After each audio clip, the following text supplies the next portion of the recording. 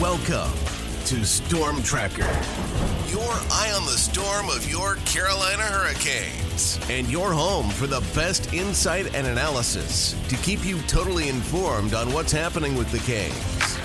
Whether it's the latest news on the ice or off the ice, we've got you covered. Now let's begin. Here's your host, Tom Ray.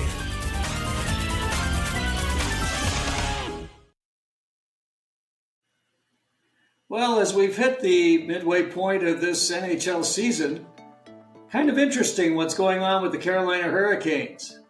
You know, a lot of folks are wondering, which team is the Canes? Is it the Canes we saw for the first 22 games of the year? Or is it the Canes we've seen for the last 22? They started fast, 16-5-1, but they've gone 10-10-2 in their last 22. Kind of perplexing.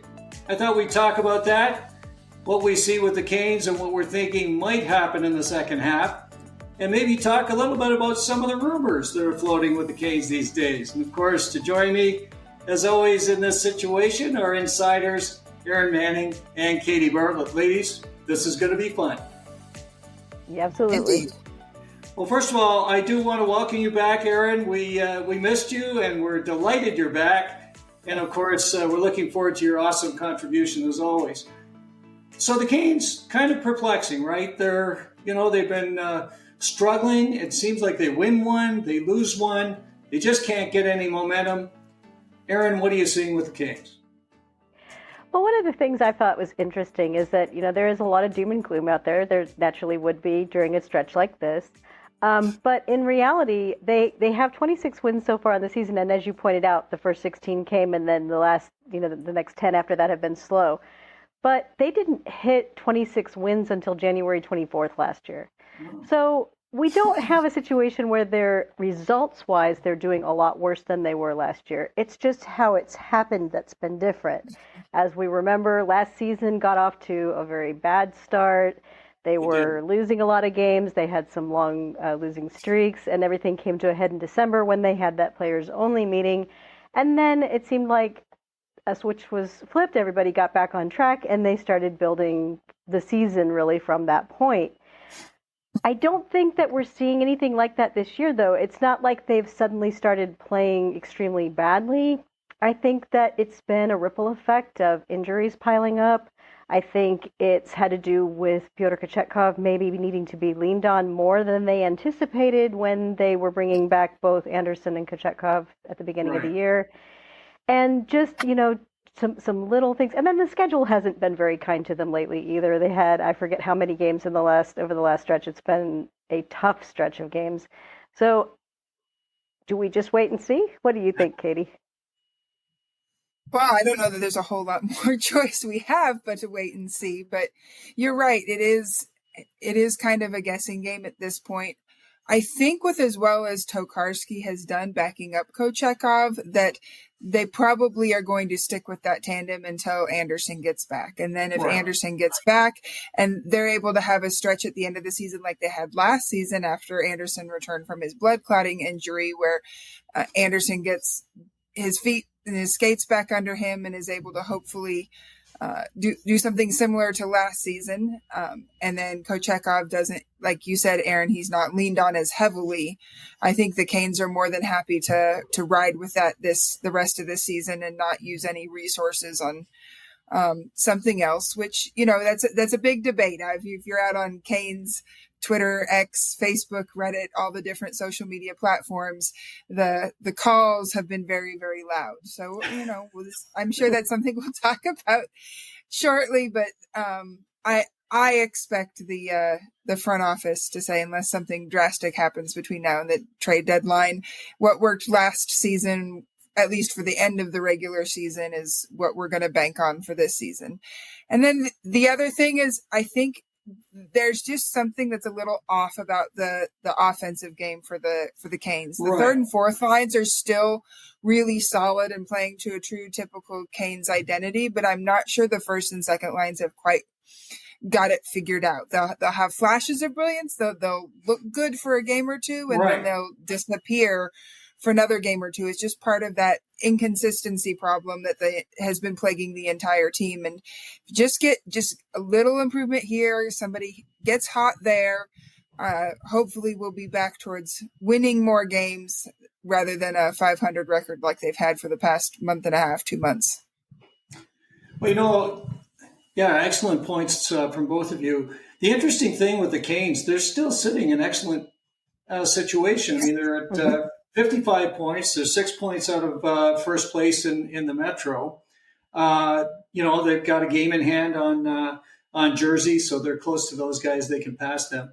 And I think a lot of it goes back to the goaltending. Last year we saw Freddie and Pyotr just go crazy in the second half. They were amazing. What a combination. And Freddie in particular was lights out. You remember his numbers were just incredible. And you've looked at Pyotr, and he's had to carry this load. And kudos to Tokarski. I think Dustin's come in and done a real nice job, for what he's had to do.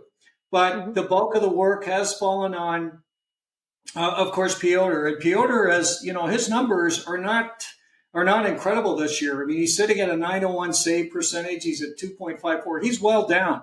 His save percentage is number 22 for goalies with that number of games or more. So he's well down. And the frustrating thing with Pyotr, we've talked a little bit about this before, is he'll come in and make incredible 10-bell saves. And then he'll get soft on other goals. Like last night, the game against Anaheim, I thought there were a couple he should have had back. And if he had made those saves, the Canes could very well have won the game. So again, you have to hope that, with Freddie coming back, it's going to take the load, quite a bit of the load off of Pyotr. He can, kind of find his game. He'll have some time between starts to make sure that he's focused and understands what he has to get done. He's a great goalie, no question. He's got the talent. He's got the physical ability to be an outstanding goaltender, but he's just not quite there yet. And again, with Freddie coming back soon, there's no need to make a move. They want to hold those dollars. They want to hold those assets as they head towards the deadline and fix some other areas that I think I definitely need more attention. So again, I think you're both right. Right now is not a good time for them. I mean, last year they did pick it up in the second half for sure. After January, I think they were 1 or 2 in terms of performance in the league, right? So they were outstanding. Their numbers were just incredible. They've done well on the home side. They've not done well on the road. That's the other thing we haven't really talked about. But the Canes are sitting 9-10-2 on the road right now. So that's not really what we normally see from them, because their hardworking style usually works both at home or on the road. So I think that's definitely a part of what we're facing. One final comment on this one. The top 2 lines continue to struggle, although we're seeing some good work from Andrei Svechnikov lately. But those lines have really not come through. And again, watching last night, and I've been watching closely lately what Aho's been up to, he will show spurts where it's the Aho of old, as I like to call it. But he'll play a good part of a game where he's not a factor. And this is a little bit unusual, and we've tried to figure out what that's about. Is it the fact that he has maybe not the best wingers with him? Certainly Jarvis has been picking it up lately, which is helping. But he definitely is not firing in all cylinders, in my view, at this stage. So that's another challenge the Canes are going to have. Okay. So one of the things that we want to talk about then, as they've struggled with some of these games, is the first 10 minutes of a game. So we've seen that repeatedly where they'll come out and guess what? There's a goal. And then they're sitting there and they're chasing it the whole game. Again, what do we think about that? Erin, you got some thoughts on that one? So it's hard to know what's going on with the first 10. It's unusual for a team coached by Rod Brindamore and with captain Jordan Stahl to come out flat, and they have, and we've seen it happen a lot of times. And I don't really want to blame goaltending for everything. I don't think that's fair to Pyotr Kochetkov. He didn't ask to be put in a position where he's having to start so many games in a row. Right. We don't think about this. We've talked about Tokarski being a good fit for this team and doing really well above expected. But he's coming in on the second half of back-to-backs. He's not being asked to take every third game, for instance. And so I don't know if that leads to a certain amount of hesitation on the part of the offense to get aggressive and to forecheck as hard as they usually do, because maybe they're afraid that the puck is going to go back the other way. You don't really know what the mindset is when they're coming out there like that.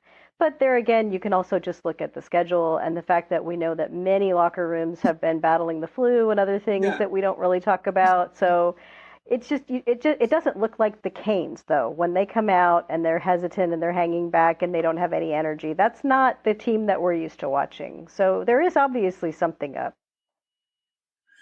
I also think at the beginning they just look a little less crisp than what we're used to.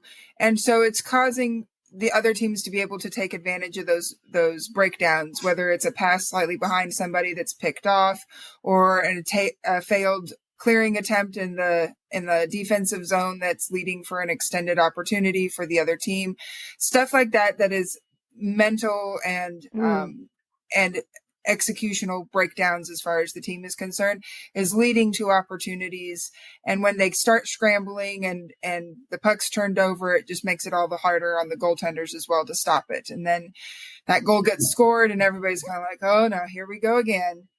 And just like Tom said, they start having to chase and they start having to force and press, and it gets them out of their rhythm, gets them out of their good habits. So if they can just tighten things up a little bit when it comes to their crispness, when it comes to their execution of basic fundamentals, hopefully that will get resolved relatively soon. And you're not going to have 3 William Nylander breakaways on Kochetkov in the first. Oh, that was really unbelievable. Two things regarding what you're saying, Katie, is one of them that this whole concept of starting on time. So we heard about this for so long, that the Canes would start on time. And it was almost a rarity when you get on the broadcast and they said, gee, they're not starting on time. What's going on? And then the second thing, and I did want to mention this, and you hit it right on the head. These breakaways are just shocking. The number of breakaways that they've been giving up, these odd man rushes, which is so uncharacteristic for the Canes. On a recent broadcast, a couple of the folks, and they weren't the Canes guys, were saying, is the loss of Shea and Pesce really affecting the Canes more than people really are expecting here? Because, again, they were rock solid defensively, and you've now got a pair, the third pair is not as strong defensively, and you're still asking, Orlov and Chatfield to do yeoman's service. So, there might be something in that too. I mean, they've lost some great players in the offseason. They picked up some good ones, but maybe not the same, and it's affected the team profoundly. So we'll have to keep an eye on that one as the second half takes shape. Now, looking at these challenges that they're facing, I think we've talked a lot about two of the guys that if they don't get their game in gear, this Hurricanes team, the second half is going to be another half like the first half. And that, of course, is Martin Necas and Andrei Svechnikov. Now, Necas, in his first 22 games, had 12 goals and 25 assists for 37 points. You remember he was right near the top of the league in scoring at that time, which was amazing. He was up with your friend, Nathan McKinnon, and some others, right? Yep. So he was definitely right there.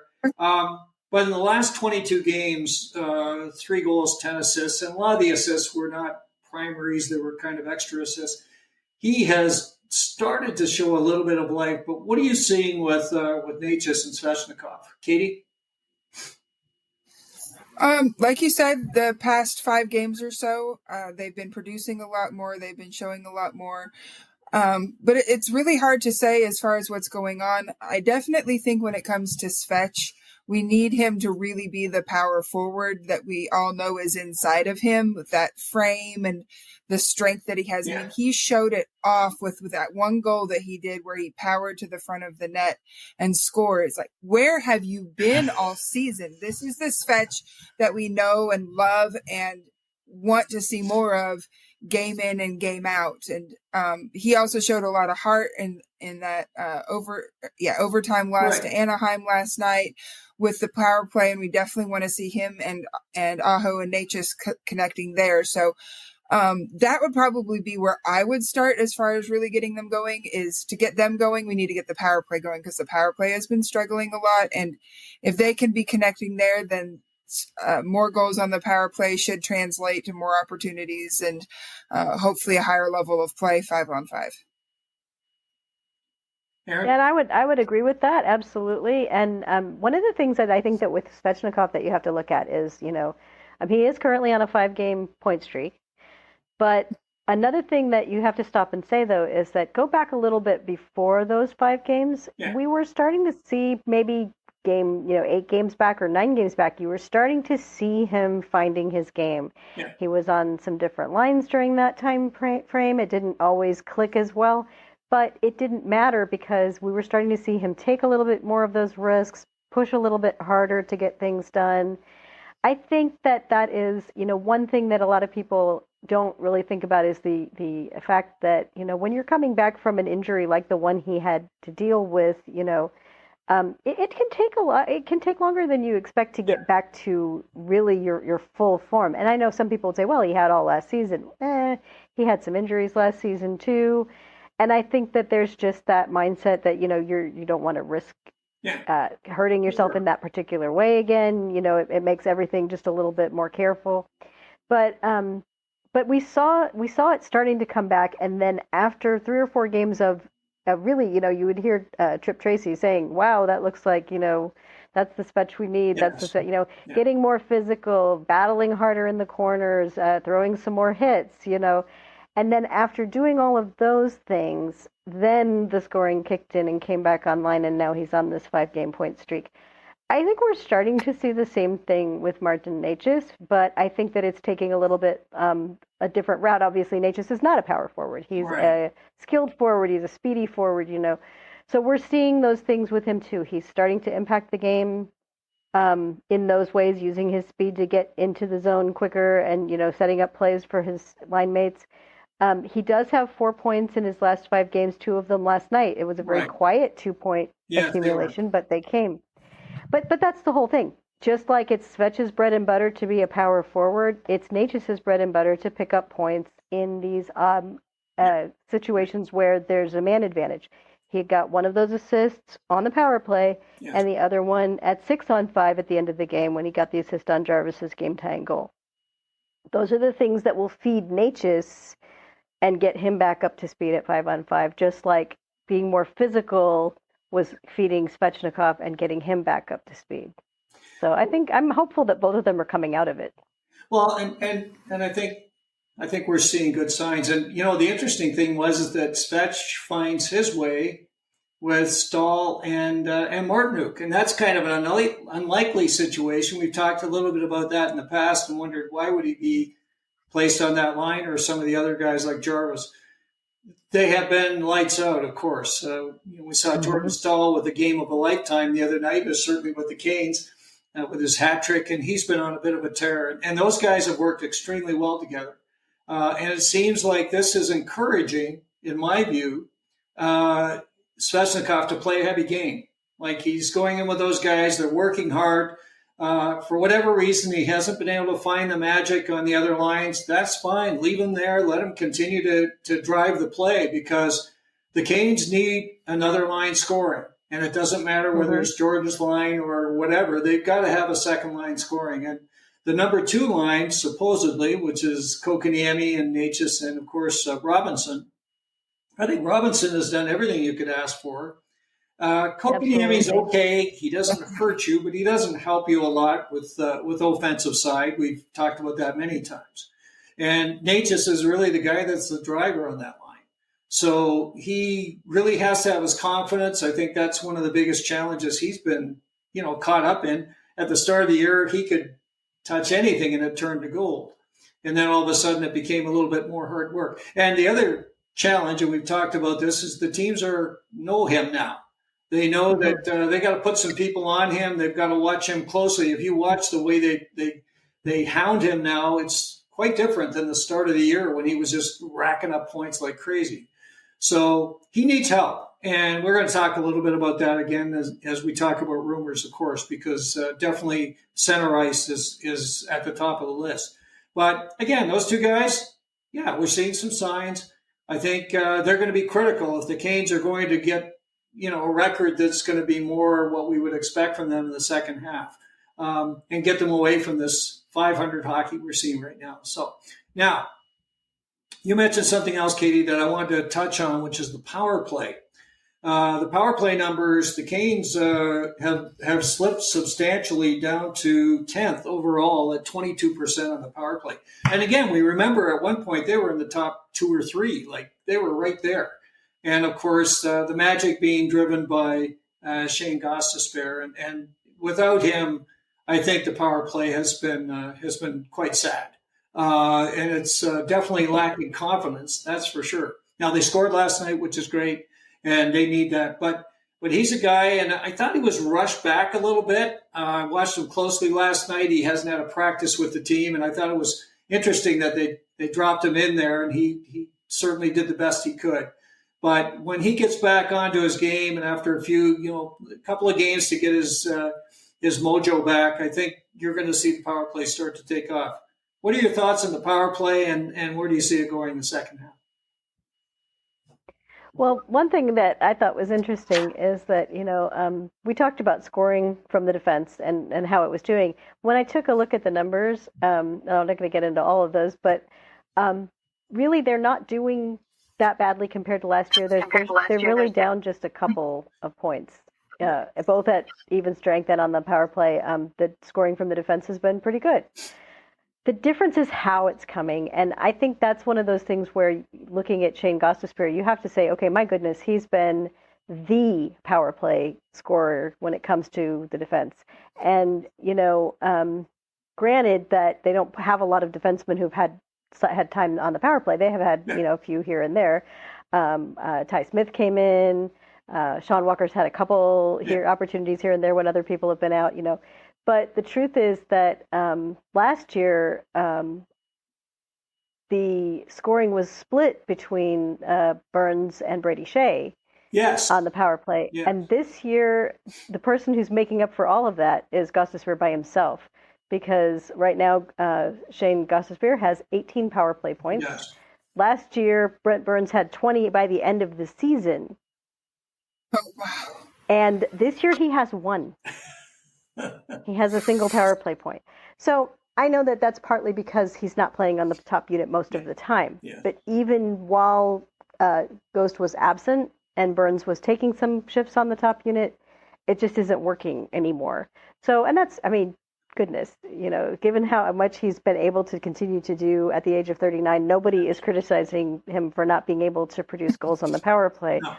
But it does make one thing a little different for the Canes in that Ghost is just so critical to their power play success. So I can imagine that what the coaching staff would probably like to do is get some more threats going so that you're not a one-player threat. It shouldn't be that the teams can come along and their penalty killers can just shut down Shane Gostisbehere and then your power play doesn't work, because that's the danger that the Canes are in right now. So. Well, they also, and we talked about this, they also have decided that the number 1 power play is going to get the bulk of the time. And we see that repeatedly. They get a minute and a half or, a minute and 20, and it really leaves little time for the second group at all. And that's affecting, obviously, Burns and others. But yeah, that's just one thought. Katie, any other thoughts on the power play?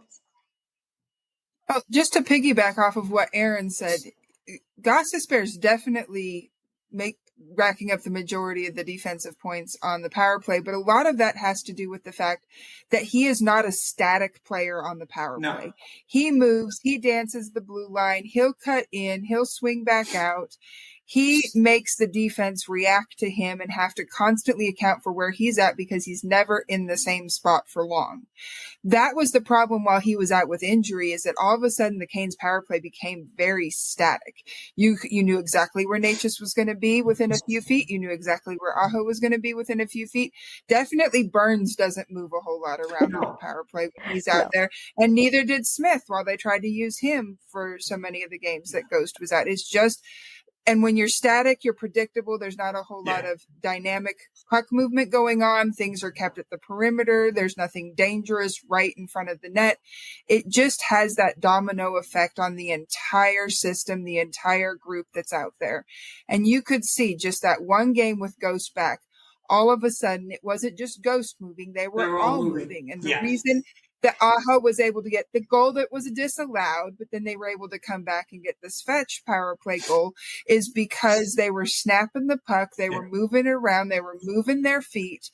And even though he didn't get an assist on that power play goal, it is directly related to Ghost being back with that group, helping them create those opportunities together. Absolutely.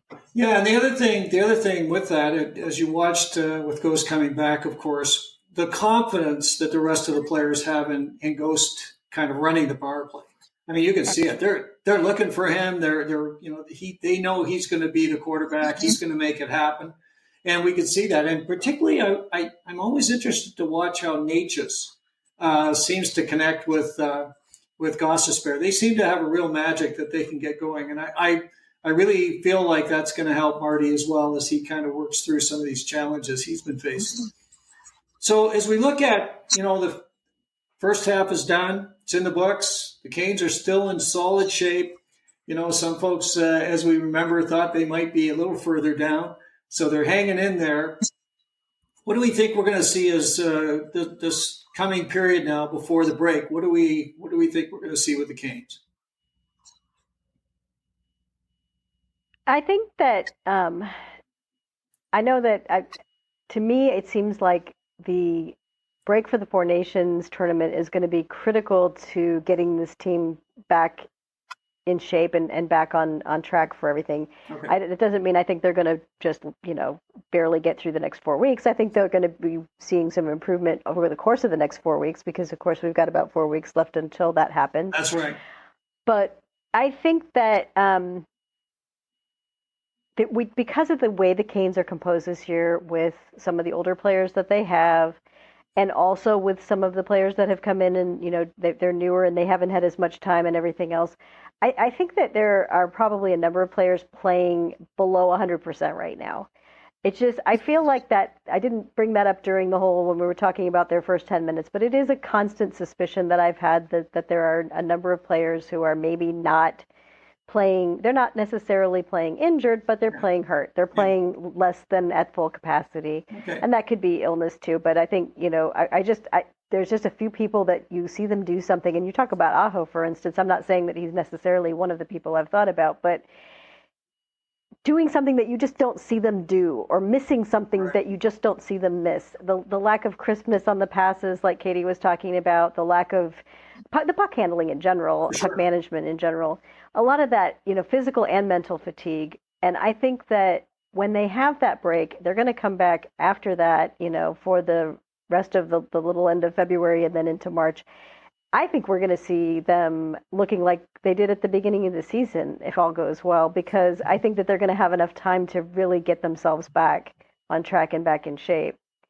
For the next 4 weeks, I think that we're probably going to see a little bit of this 500 record kind of continue, but I think it's going to start improving. I think it's going to start being, what I'm really looking for, the bellwether for me is, when can they win a 3-game win streak? They have not won one since November 20th. That was the last time they had a 3-game win streak this season. I was really hopeful they'd pull it out this weekend, but I kind of went into this one thinking, they're probably going to lose to the Ducks, darn it, because they've lost their last 20 of their last 25 to the Ducks for some reason.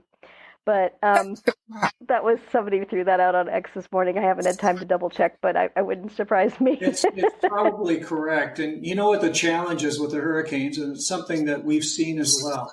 They just have trouble with teams well down in the standings. For some reason, they don't seem to take them seriously. I don't know the number of times we've seen them go up against a team that they should beat easily, and they come back and they lose. I mean, if you watched any of the highlights of Anaheim on Saturday night, they were just destroyed by Philadelphia. And I thought, we should be able to beat these guys. But again, didn't come out on time, didn't come out and throw everything at them as the Canes should do, and ultimately lost the game. I wonder sometimes if that isn't a case of teams that know they are contenders, that know they're going to be there in the playoffs, not wanting to risk having an injury caused by Radko Gudas or Jacob Trouba in a meaningless game against Anaheim in January. And, we think, oh, they're professional athletes, they shouldn't think like that. But I don't know that they don't think like that. I would be thinking like that. Most of us would try to avoid risks that we can mitigate. So, nobody wants to go out for, a month or 6 weeks because Trouba decided to make a point, I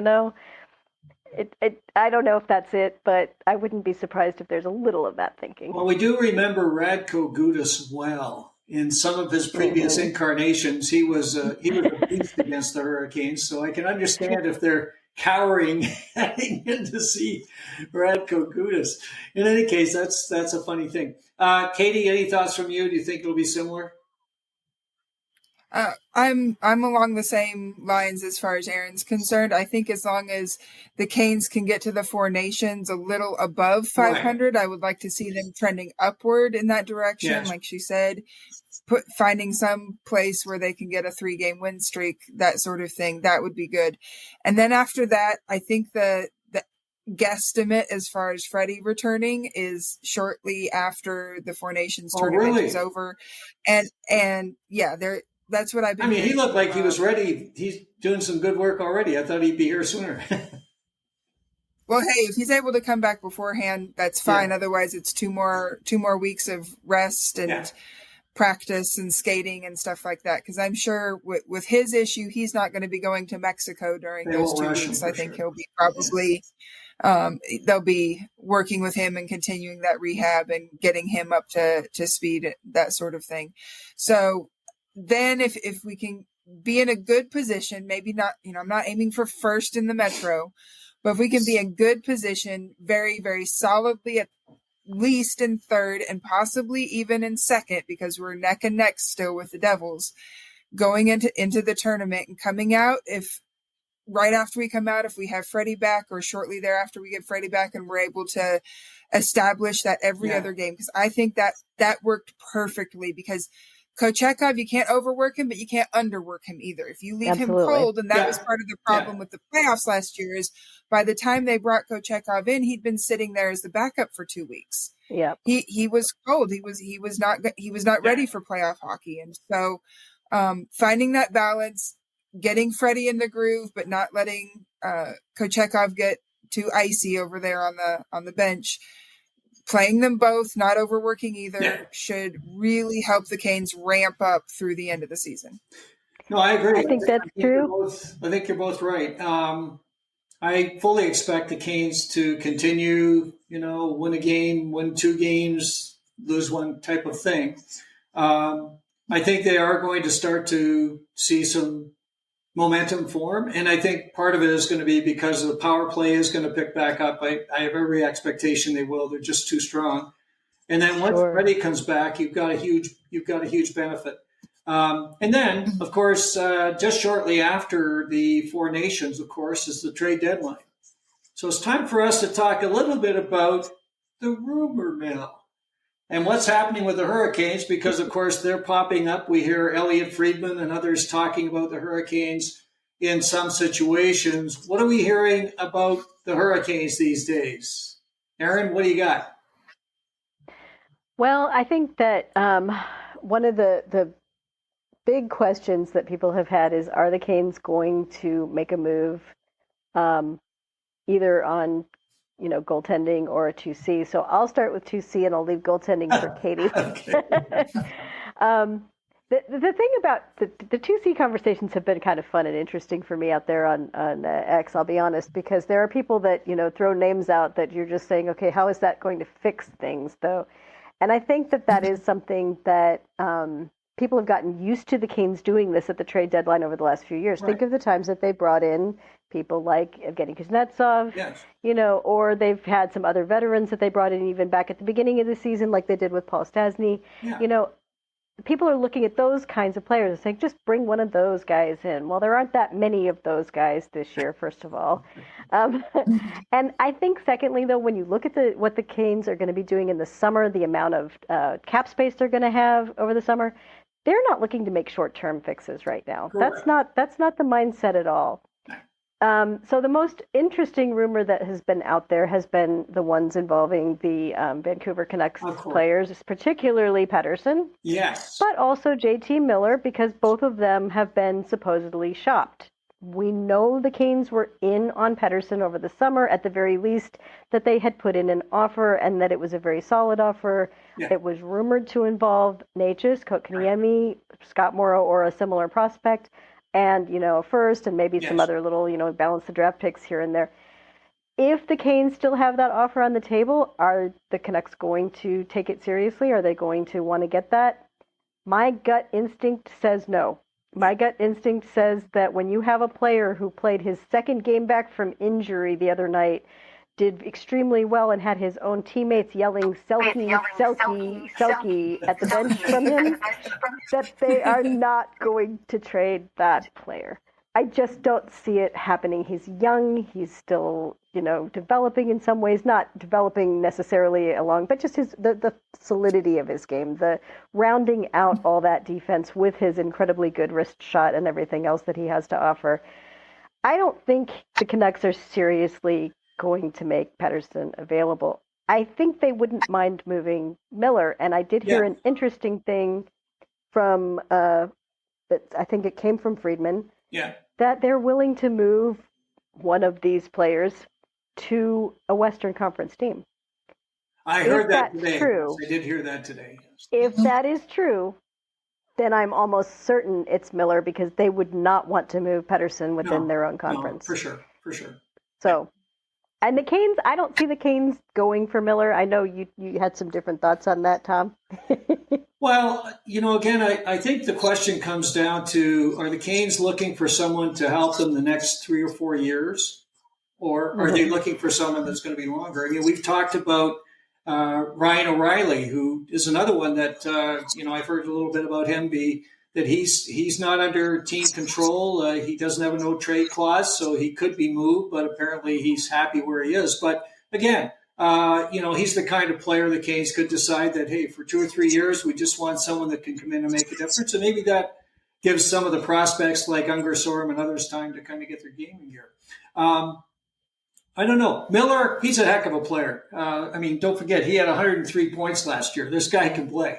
And he's a guy that can make a difference. But there's some things about Miller that you've got to be aware of, and there's some concerns about the room and so on.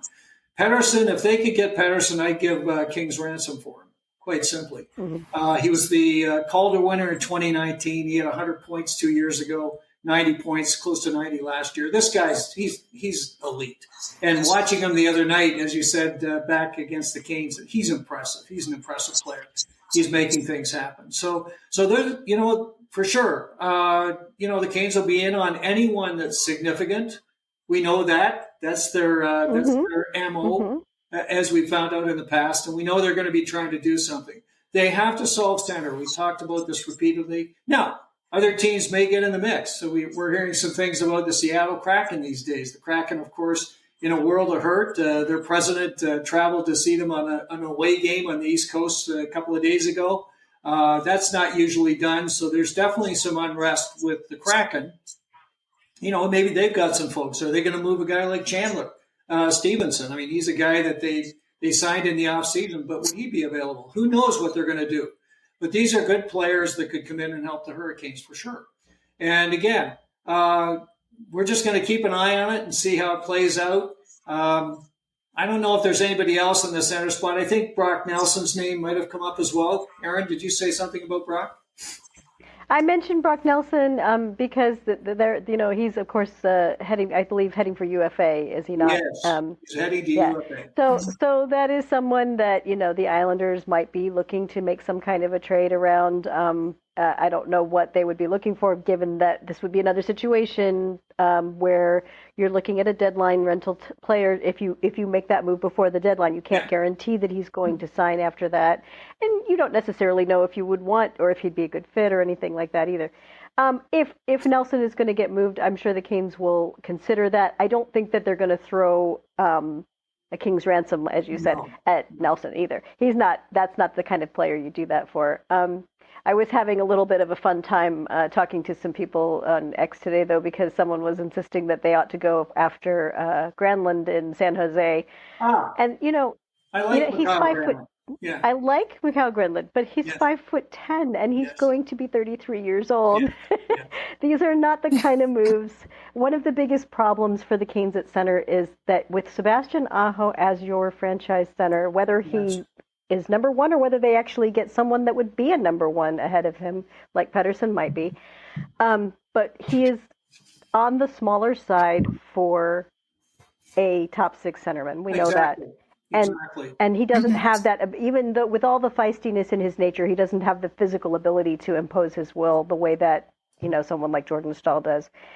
I don't see them going for someone smaller than Aho. They could play Seth Jarvis at 2C if they wanted someone Granlund size, and I don't think Seth Jarvis would do a bad job of it. It's just that he would be easily run over, and that's what you don't want. So, and I mean, Mikhail Granlund, I like Granlund, but I'm totally on board with you on this. And the other thing about Granlund, of course, he plays big minutes. He's a first-line guy, so his numbers reflect that. With the Canes, he wouldn't certainly be doing that. So he's not the right fit. But look, Pettersson. But that doesn't mean there's not. I mean, Pettersson's 6'2". I mean, Brock Nelson, he's 6'4". He's huge.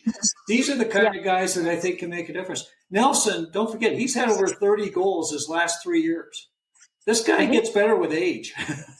I mean, he's really something. And he's 33. He's coming off a UFA deal. But he'd be a good guy to pick up for 2 or 3 years. I mean, I can see Brock Nelson, Jordan Staal, Sebastian Aho as your top 3 guys. I think that's a pretty strong group of guys. And I think you could get a guy like Brock Nelson, as you say, for certainly a lot less than what you're going to pay for a guy like Pettersson or even JT Miller. So let's keep an eye on that one. I've been thinking a lot about Brock Nelson lately because I really like him as a player. He's been a Canes killer, of course. I don't know how many times we've watched him come in and score. He's a heck of a player. He's a two-way guy. He's just the right kind of player for the Hurricanes. And I believe if they did do a deal for him, they'd want to make sure they could sign him for 2 or 3 years. And that would be probably, the key. So let's keep an eye open on Brock Nelson. Now, we did talk about the Kraken. I know there's some thoughts about maybe a forward somewhere in here. Maybe the Canes also would be interested to get a winger that could help put some goals in the net like we did last year with Gensel. Are there any thoughts about possible moves to get a winger? Well, there are some rumors on X today that the Kraken are looking to move someone like Burakovsky or Bjorkstrand. Okay. I know Berkey has played center before, but he's also been out on the wing. Very familiar with him because of his time on the Avs during their cup run. And the main issue with him is just availability. Yeah. He is really good off. He has a great shot. You can play him up and down on the lineup. He knows how to do third line, but he can also play up with your skill guys and match with them. So he's a very interesting option. Again, though, he does get hurt pretty easily, so you have to weigh that along. Bjorkstrand is kind of a plug and play, guaranteed 20 goal season type guy. Has a really great shot, really good finisher, and so that would be somebody you're really looking at being a contributor on the top 2 lines, because whether it's for center or whether it's for a scoring type winger. The Canes have made it very clear they're not interested in a mild upgrade or a somewhat lateral move. They want someone who is going to make their team significantly better and at the right price. There was a game a few games back when Tulsky came on the broadcast with the Canes. And he was talking about the extortionist on goaltenders, DMs were asking for goaltenders. So whether it's a forward or a goaltender or whatever, obviously the front office has no interest in just throwing a money bag at a team in order to get somebody. But Bjorkstrand, Burakovsky, they could be very interesting options as far as scoring wingers, or even, like I said, if someone got hurt, Burakovsky can slide to center and play that very well. They are interesting options that could be really good upgrades on the scoring side of things for the Canes. Just have to see how that would play out in a trade, what would have to go back, because you look on X and everybody's proposing, okay, we get this one guy and we send 4 of our guys over there. Like, that's great. We get this one guy, but then you have 3 more roster spots you have to fill. Who are we filling them with? Oh, well, we'll call up Nadeau and Unger Storm. Yeah. Well, I think the chances of anybody leaving the Canes lineup are slim, other than potentially Kotkaniemi in a deal for a big centerman. I just don't see it. I don't see other players going. We've talked a little bit about Roslovic. Maybe he's possible, but I don't see the core in any way, shape, or form going. And really, all the deals that we kind of contemplated, they're really best suited for the Canes to give their prospects and draft picks. That's really what they want to do. Yes. Mm-hmm. People don't like to hear that, though, because they love Morrow and Nadeau and Unger Sorum and Gunler and Robidas and all these guys. And there's no room for them on the Hurricanes, not just this year, but, very few spots are going to be available in the next 2 to 3 years when these guys need to be getting into the NHL. So the likelihood is you are not going to see more than 1 or 2 of these guys for an entire season in a Canes sweater. They will be used for their value and sent to other teams, which is good for those prospects too. They should not have to spend 5 years sitting in Chicago waiting for an opportunity that's not going to come. They deserve a chance to be on a team that has a spot for them to play in now. Well, there's 2 things about that. I mean, one of them is that until a prospect comes in and delivers, there's still a prospect. And I think a lot of folks get caught up in, the hype and so on, but until they really do something, their value is not there. And the other challenge they're going to have, and I think you're exactly right about, the very few spots that are going to be open. The Canes are going to have a lot of cap space. They're going to spend that on players that they think can make a difference. Over the summer, yes, absolutely. I mean, they're going to bring in some big players, and they're going to try to, they want to go for it. They're going to have Nikishin coming in on a low-price contract, and they're going to be in a pretty good situation. So, I think I definitely think that Seattle is a team to look at. I mentioned Jared McCann before. I think he's a guy that I really appreciate McCann. If he was available, boy, I'd go after him. But I love Oliver Bjorkstrand. I liked him with Columbus. I don't think John Forsland would be happy because he calls him the maestro every time he scores. He'd miss that, I'm sure. But I think Bjorkstrand's a solid player. He definitely can shoot the puck and score, and he'd be a nice add. So I think if an opportunity presented itself with the Seattle Kraken, boy, I'd be happy to see who we would possibly be able to pick up there. And I think prospects would fit the bill for those guys. They're not going to be pushing for, serious contention for a period of time. And they've got some young players they want to build around. So I think we're well suited to hook up with the Kraken.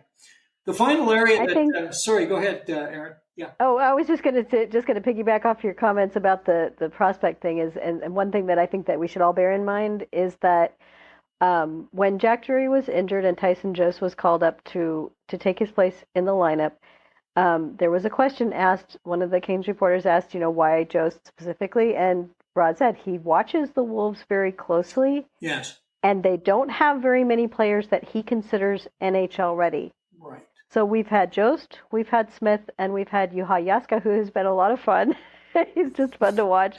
But we have not seen the young guys. We have not. I mean, Jaska's 26, so people don't realize that because he hasn't played in the NHL before, but he's 26 years old. So none of these 21, 22-year-old guys, none of these 19-year-old guys are people that Rod is looking at in games and saying, oh, he's ready. He's not doing that.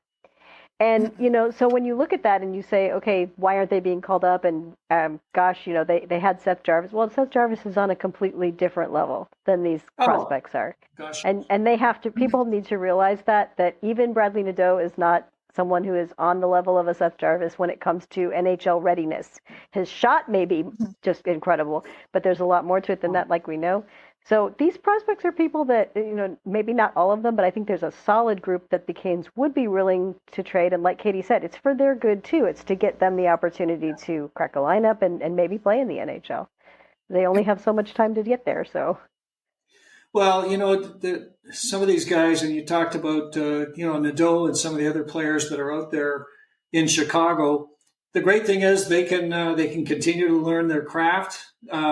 We don't need to rush them in. And I think clearly you look at a guy like Seth Jarvis and you say, wow, he's on Team Canada in the Four Nations tournament. That's just how highly he is respected as a complete hockey player, which he is. So you're not talking about the same kind of situation.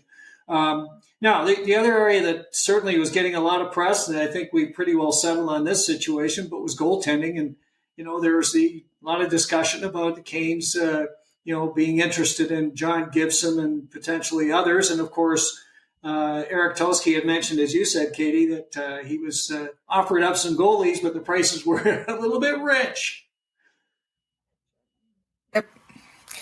At this point, I think that the Canes would rather devote their resources and their energy and their time into bulking up the forward core. I think they've decided that there must be good news on the Freddie front as far as they're concerned in his comeback and his timeline, because I think they are, like we talked about at the top of the program, they are content to go with Kochetkov, bumps and all, and Tokarski, with his unconventional playing style and all. I love watching Tokarski play because he's not like any other NHL goalie I've ever watched. He has a very unique approach to the position, but it's effective. For what you need in a backup, it's effective. I don't understand these people who are calling for him to take starts away from Kochetkov. That's not what his game is. But for what he's being called to do, to take the second of a back-to-back and to make it palatable to play Kochetkov the way that they're playing him, get to the Four Nations, get Freddie back, and get on a roll.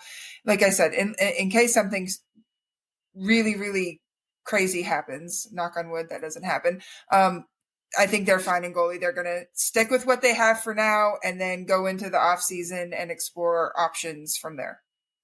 Yeah, I mean, Tokarski kind of reminds you of Curtis McElhinney. I mean, in the regard that he's just a solid citizen back there. He's kind of quiet in the game. He's a good, he's got his head on his shoulders. It's a nice foil for Pyotr. So I think when the team plays with Tokarski, they have a nice confidence in him. He's been making the saves. He's been getting it done. So yeah, kudos to him and the crew.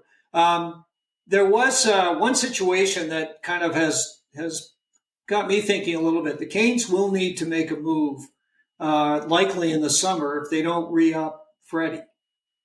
So, and I kind of wonder if they will. I mean, his injury concerns are major, and I'm not sure that they want to continue with Fred, but we'll have to see. But if they decided not to, they're going to have to make a move for a goaltender.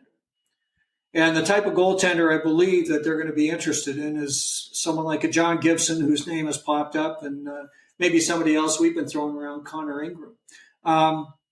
They're going to need someone that they can sign for a period of time or has a contract in place. So that's the one caveat that I put into the situation now, depending on how Freddie bounces back, because sometimes they come back and they get injured again, and who knows. We may be talking more as we head towards the trade deadline on a possible goaltender move, because clearly if Freddie can't come in and do it and carry his load, they're going to have to make a move.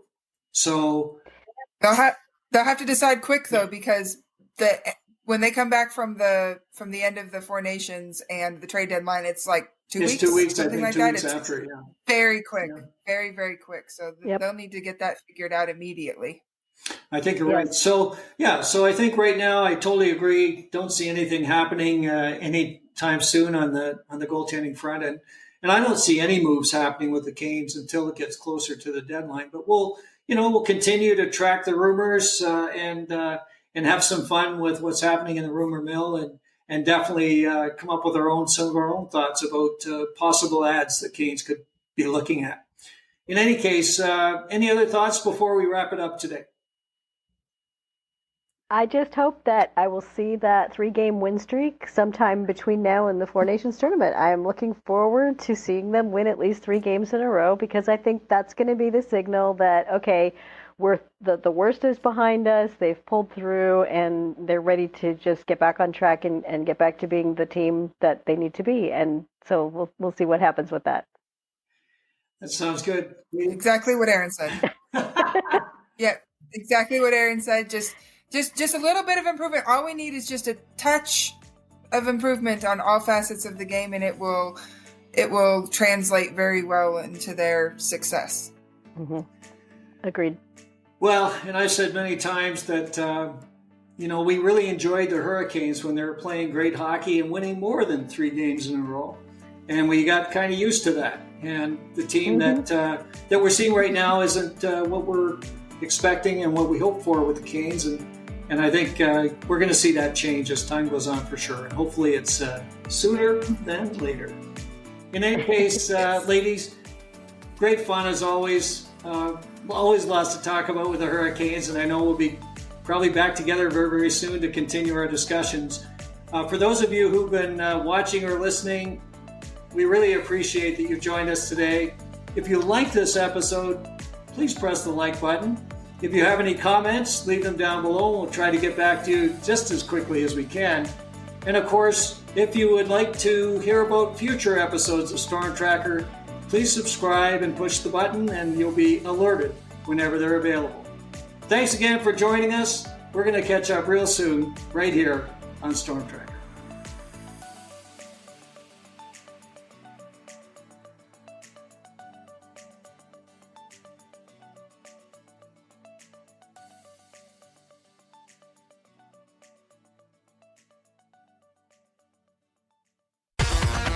Thanks for listening. Be sure to like, subscribe, and tell your friends for everything with the Canes you need. Storm Tracker.